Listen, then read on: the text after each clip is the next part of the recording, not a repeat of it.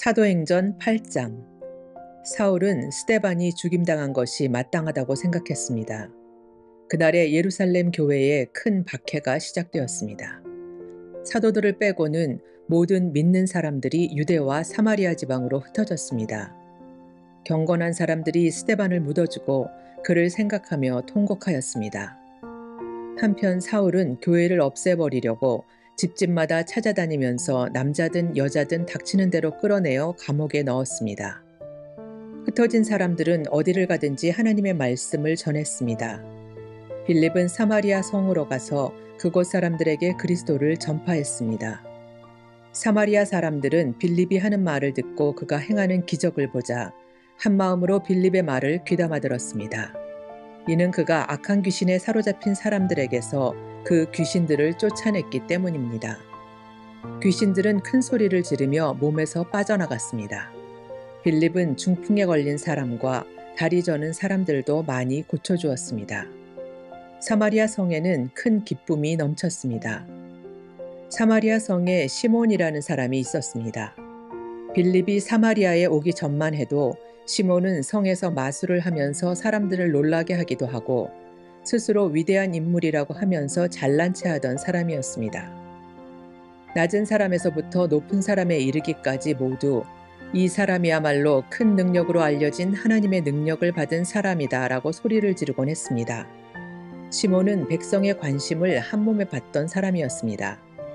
시몬이 오랫동안 마술로 사람들을 놀라게 했기 때문에 사람들이 그를 따랐습니다. 그러나 빌립이 그들에게 하나님의 나라와 예수 그리스도의 이름에 관한 복음을 전하자 남자 여자 할 것 없이 다 빌립의 말을 믿고 세례를 받았습니다. 시몬도 믿고 세례를 받았습니다. 그는 빌립을 따라다니며 빌립이 일으키는 표적과 큰 능력을 보고 놀랐습니다. 사마리아 사람들이 하나님의 말씀을 듣게 되었다는 소식을 듣고 예루살렘에 남아있던 사도들은 베드로와 요한을 그들에게 보냈습니다. 사마리아에 도착한 베드로와 요한은 사마리아 사람들이 성령을 받게 해달라고 기도했습니다. 이는 그들이 주 예수님의 이름으로 세례만 받았을 뿐 아직 그들에게 성령이 내려오시지는 않았기 때문입니다. 두 사도가 그들에게 손을 얹자 사마리아 사람들이 성령을 받았습니다. 시몬은 사도들이 손을 얹자 성령이 내려오시는 것을 보고 사도들에게 돈을 주면서 이런 권능을 내게도 주셔서 내가 손을 얹는 사람도 성령을 받을 수 있게 해주십시오 라고 말했습니다. 베드로가 그에게 대답했습니다. 그대가 하나님의 선물을 돈으로 살 수 있다고 생각했으니 그대는 돈과 함께 망할 것이요. 그대의 마음이 하나님 앞에서 바르지 못하니 그대는 이 일을 우리와 함께 할 수 없소. 그대는 이 악한 생각을 회개하고 주님께 기도하시오.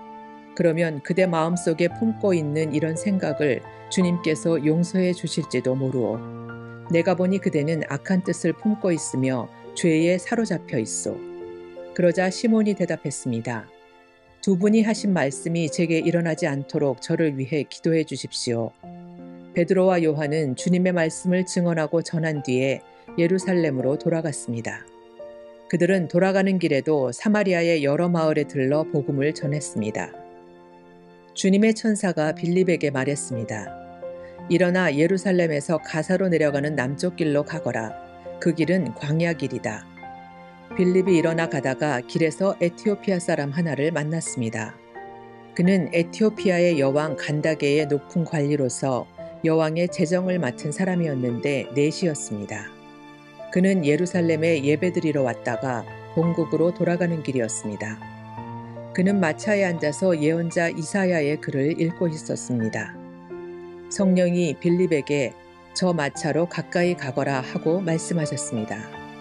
빌립이 달려가서 그 사람이 예언자 이사야의 글을 읽는 것을 듣고 지금 읽고 있는 것을 이해하십니까? 라고 물었습니다. 그는 가르쳐주는 사람이 없는데 제가 어떻게 이해할 수 있겠습니까? 라고 대답했습니다. 그는 빌립에게 마차에 올라와 자기 곁에 앉으라고 부탁했습니다. 그가 읽던 성경 구절은 이것이었습니다. 그는 도살장으로 가는 양처럼 끌려갔다. 털을 깎는 사람 앞에 있는 양처럼 잠잠했으며 입을 열지 않았다. 그는 모욕을 당하고 바른 재판을 받지 못했으니 누가 감히 그의 후손에 대해 말할 수 있단 말인가? 이 땅 위에서 그의 삶은 끝났다. 에티오피아 내시가 빌립에게 물었습니다. 이 말은 누구를 두고 한 말입니까? 예언자 자신을 두고 한 말입니까? 아니면 다른 사람을 두고 한 말입니까? 빌립이 입을 열어 이 성경 구절로부터 시작해서 그 사람에게 예수님에 관한 복음을 전했습니다. 그들이 길을 가다가 물이 있는 곳에 이르자 내시가 말했습니다. 보십시오, 여기 물이 있습니다.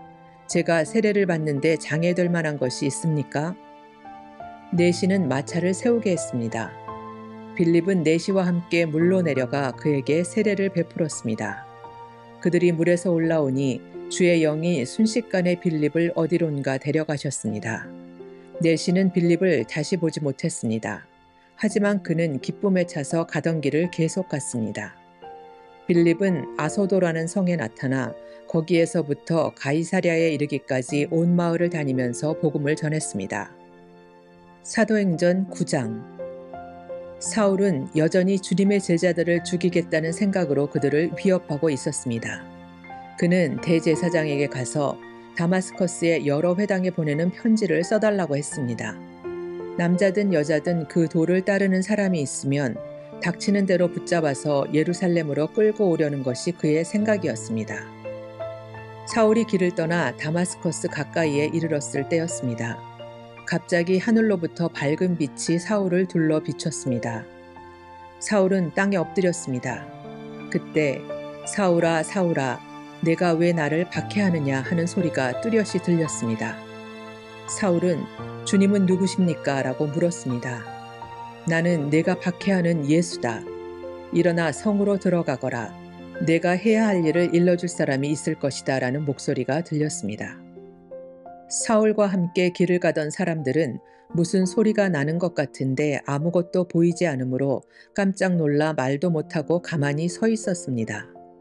사울은 땅에서 일어나 눈을 떴으나 아무것도 볼 수 없었습니다. 그래서 사울과 함께 있던 사람들이 그의 손을 잡고 다마스커스로 데려갔습니다. 사울은 3일 동안 앞을 보지 못했으며 먹지도 마시지도 않았습니다. 다마스커스에 아나니아라는 어떤 제자가 살고 있었습니다. 주님께서 환상 중에 아나니아야 하고 부르셨습니다. 아나니아는 주님, 제가 여기 있습니다 라고 대답했습니다. 주님께서 아나니아에게 말씀하셨습니다. 일어나 곧은 길이라고 하는 거리로 가거라. 그리고 유다의 집에서 사울이라는 5사람을 찾아라. 그가 지금 거기서 기도하고 있다. 그가 환상 속에서 아나니아라는 사람이 찾아와 자신에게 손을 얹어 시력을 회복시켜주는 것을 보았다. 아나니아가 대답했습니다. 주님, 제가 많은 사람들에게서 그 사람에 관한 소문을 들었는데 그가 예루살렘에 있는 주님의 성도들에게 많은 해를 입혔다고 합니다. 그리고 그 사람은 대제사장들에게서 주님의 이름을 믿는 모든 사람들을 잡아갈 수 있는 권한을 받아가지고 이곳에 왔다고 합니다. 그러나 주님께서 아나니아에게 말씀하셨습니다. 가거라. 그는 이방 사람들과 여러 왕들과 이스라엘 백성 앞에서 나의 이름을 전하도록 선택된 나의 도구이다. 그가 내 이름을 위해 얼마나 많은 고난을 당해야 할지를 내가 그에게 보여주겠다. 아나니아는 그곳을 떠나 사울이 있는 집으로 가서 사울에게 손을 얹고 말했습니다. 사울 형제여, 그대가 이리로 오는 길에 나타나셨던 주 예수님께서 나를 보내셨습니다. 예수님께서 나를 보내신 것은 그대의 시력을 다시 회복하고 성령으로 충만하게 하려는 것입니다. 그러자 곧 사울의 눈에서 비늘 같은 것이 떨어져 나가고 사울은 다시 보게 되었습니다. 사울은 일어나 세례를 받았습니다. 그는 음식을 먹고 기운을 되찾았습니다. 사울은 며칠 동안 다마스커스에 있는 제자들과 함께 지냈습니다. 그는 곧바로 회당에서 예수님은 하나님의 아들이다 라고 선포하기 시작했습니다. 사울의 설교를 들은 사람들은 놀라서 물었습니다. 이 사람은 예루살렘에서 예수님을 믿던 사람들을 닥치는 대로 죽이던 사람이 아닙니까? 그가 이곳에 온 것도 제자들을 붙잡아서 대제사장들에게 넘겨주려는 것이 아니었습니까? 그러나 사울은 더욱 힘을 얻어 예수님이 그리스도인 것을 증명함으로 다마스커스에 사는 유대인들은 당황스러워했습니다. 여러 날이 지난 뒤 유대인들은 사울을 죽이기로 모의하였습니다. 그러나 사울은 그들의 계획을 알게 되었습니다. 그들은 사울을 죽이려고 밤낮으로 성문을 철저히 지켰습니다. 어느 날 밤 사울의 제자들이 광주리에 사울을 담아 성벽에 난 구멍을 통해 그를 성 밖으로 달아내렸습니다. 사울은 예루살렘으로 가서 그곳의 제자들과 어울리려 했으나 그들은 사울이 제자가 되었다는 사실을 믿지 못하고 모두 사울을 두려워했습니다. 하지만 바나바는 사울을 데리고 사도들에게로 갔습니다. 바나바는 사도들에게 사울이 길에서 주님을 본 것과 주님께서 사울에게 하신 말씀과 사울이 다마스커스에서 담대하게 예수님의 이름을 전한 일을 이야기해 주었습니다. 이렇게 해서 사울은 제자들과 함께 지내게 되었습니다. 그는 예루살렘을 자유롭게 다니면서 주 예수님의 이름을 담대하게 전했습니다.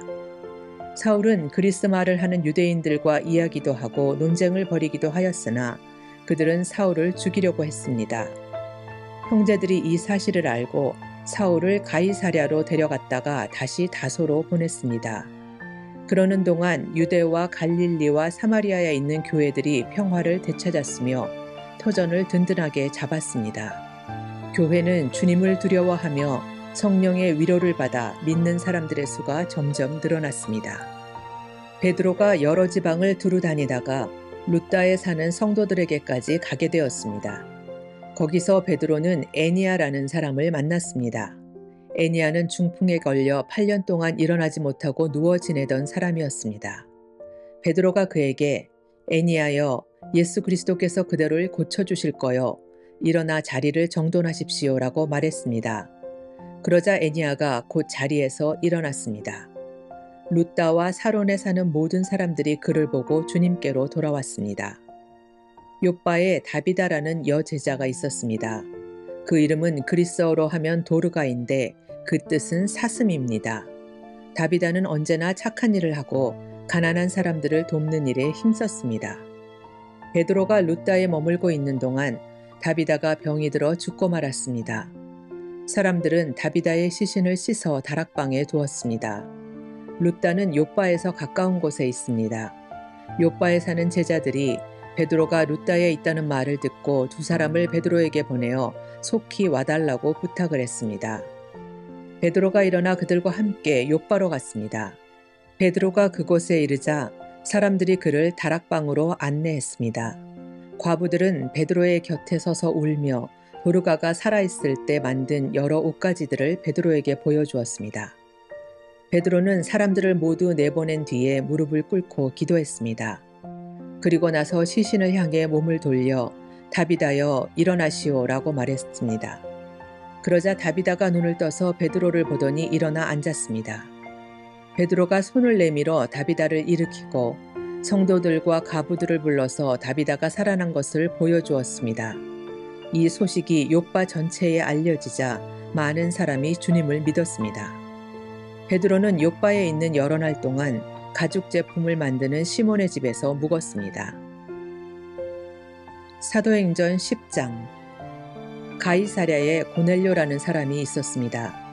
그는 이탈리아 부대인 로마 군대의 백부장이었습니다. 고넬료는 경건한 사람이었습니다. 그와 그의 집에 사는 모든 사람이 하나님을 공경하고 경외하였습니다. 그는 가난한 사람들에게 아낌없이 돈을 주었고 늘 하나님께 기도했습니다. 어느 날 오후 3시쯤 고넬료는 환상을 보았습니다.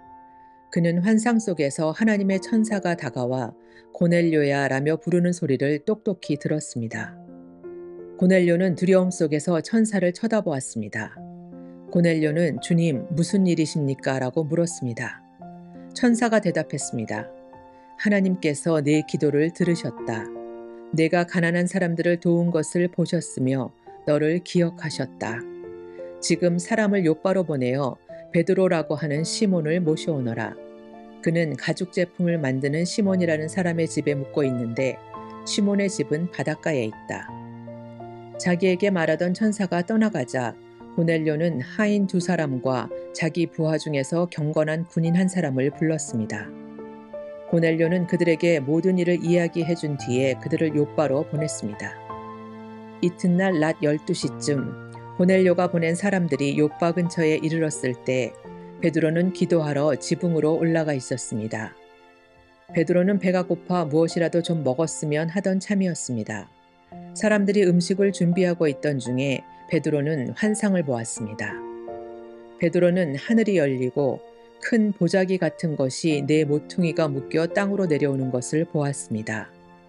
그 안에는 갖가지 4발 달린 짐승들과 땅에 기어다니는 파충류와 날짐승들이 들어있었습니다. 그때 베드로에게 음성이 들려왔습니다. 베드로야, 일어나 그것들을 잡아먹어라. 이에 대해 베드로는 주님, 그렇게는 못하겠습니다. 저는 속되거나 부정한 것을 지금까지 먹은 적이 없습니다. 라고 대답했습니다. 두 번째로 음성이 들려왔습니다.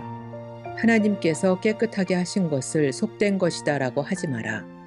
이런 일이 3번 있은 뒤에 보자기는 즉시 하늘로 올라갔습니다.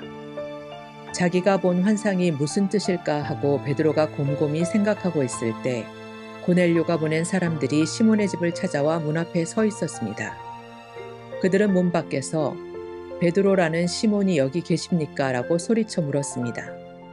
베드로가 아직 그 환상에 대해 생각하고 있는데 성령이 베드로에게 말씀하셨습니다. 시몬아, 3사람이 너를 찾고 있다. 일어나 내려가거라. 그들은 내가 보낸 사람들이니 주저하지 말고 그들을 따라가거라. 베드로가 그 사람들이 있는 곳으로 내려가 말했습니다.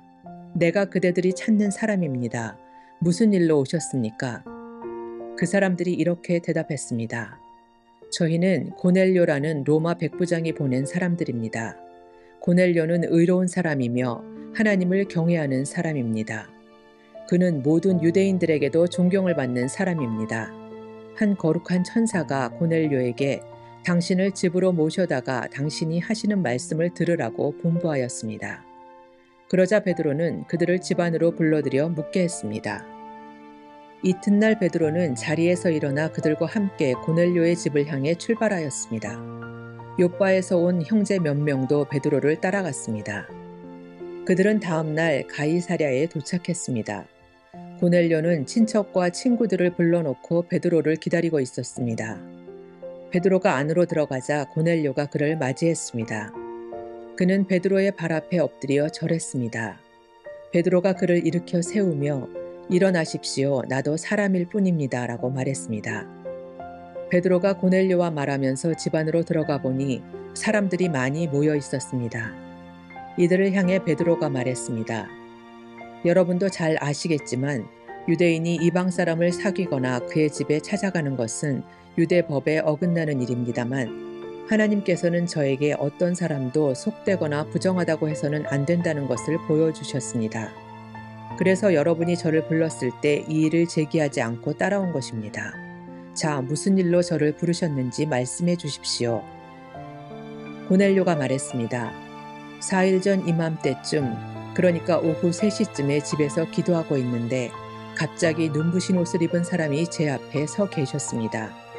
그는 고넬료야, 하나님께서 내 기도를 들으셨고 내가 가난한 사람들을 도운 것을 하나님께서 보시고 너를 기억하셨다.